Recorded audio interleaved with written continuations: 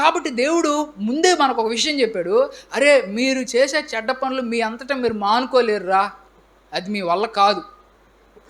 మీకు నేనేం చేస్తున్నానంటే నేనే మీ హృదయంలోకి వస్తాను. ఏం చేస్తున్నాడు? నేనే మీ హృదయంలోకి వస్తాను. అంటే ఇప్పుడు చూడండి, మనలో ఎప్పుడైతే యేసు ప్రభు దగ్గరకు వచ్చి నా పాపాలన్నిటిని క్షమించు దేవా అని అంటే, ఆ యేసు ప్రభు దేవుడే మన హృదయంలోనికి వస్తాడు. దాన్నే బైబిల్లో ఏమన్నారంటే పరిశుద్ధాత్మ దేవుడు అని. ఇప్పుడు దేవుడు మన హృదయంలోనికి వచ్చేసాడు. ఇప్పుడు మన శరీరం మనకు చెప్తా ఉంది, ఇదో పలానా చెడ్డ పని చేయరా, భలే ఉంటుంది, భలే ఆనందం వస్తుంది అని. లోపల దేవుడు ఉంటాడు, అరే అది చేస్తే నీకు ఎంత ప్రమాదం చేస్తుందిరా, ఎట్టు చేస్తుందిరా. రెండు, అది చేయడానికి చెయ్యి అట్ట వెళ్ళిపోతున్నా, శరీరం అట్లా లాగేస్తున్నా, దేవుడికి కూడా శక్తి ఉంటుందా ఉండదా? దేవుడికి కూడా శక్తి ఉంటుంది. నీ శరీరం అట్లా లాగేస్తూ ఉంటే దేవుడు నిన్ను ఇట్లా లాగేస్తాడు, మంచి వైపు లాగేస్తాడు. అయితే దేవుడు ఎప్పుడు లాగతాడంటే, అంటే చెడు నిన్నట్లు లాగేటప్పుడు, దేవుడు మంచి వైపు లాగేటప్పుడు నువ్వు దేనికి ఓటేస్తావు అనే దాని మీద లాగతాడనమాట. అంటే దేని మీద, ఒకవేళ నీకు చెడు చేయాలనే ఆలోచన వస్తుంది, దేవుడు మంచి చేయమంటున్నాడు, కానీ మధ్యలో నువ్వు నిర్ణయం తీసుకోవాలి. నువ్వు తీసుకునే నిర్ణయాన్ని బట్టే దేవుడు నీకు సహాయం చేస్తాడు. ప్రభువా ఇది నాకు చెడ్డ పని చేస్తుందని నాకు అర్థమవుతుంది, నేను మంచిగా ఉండాలనుకుంటున్నాను, నాకు సహాయం చెయ్యి అని అడిగామనుకో, ఏదన్నా ఒక చెడ్డ పని విషయం ఏదన్నా దాంట్లో పడిపోతున్నాం అది చేస్తున్నప్పుడు, అప్పుడు దేవుడు మనకు సహాయం చేసి మన శరీరం మీద ఆయన కంట్రోల్ తీసుకొని మన మీద మనకు శక్తిని ఇస్తాడనమాట. అప్పుడు మనం ఏం చేస్తానంటే ఆ చెడ్డ పనులు అప్పటిదాకా బానిసలుగా అయిపోయాం.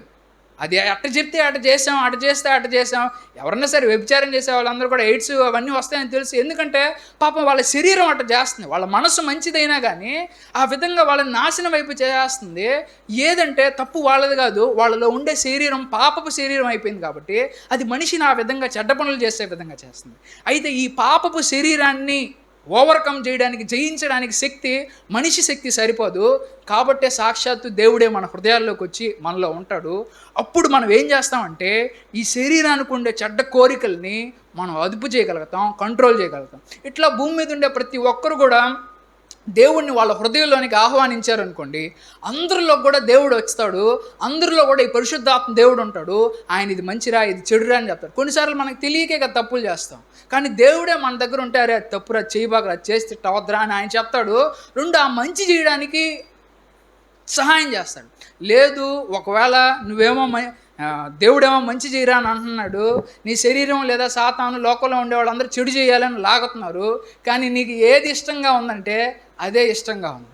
ఏది ఇష్టంగా ఉంది? చెడే ఇష్టంగా ఉందనంటే దేవుడు సహాయం చేయడు. ఎందుకని? దేవుడు నీ స్వేచ్ఛకైతే అడ్డం రాడు. నువ్వు ఏదైతే చేయాలనుకుంటావో చేసే పనికి సహాయం చేస్తాడే కానీ నీకు ఇష్టం లేని పనిని నీ చేత చేయించడానికి ఆయన నిన్ను బలవంత పెట్టడు.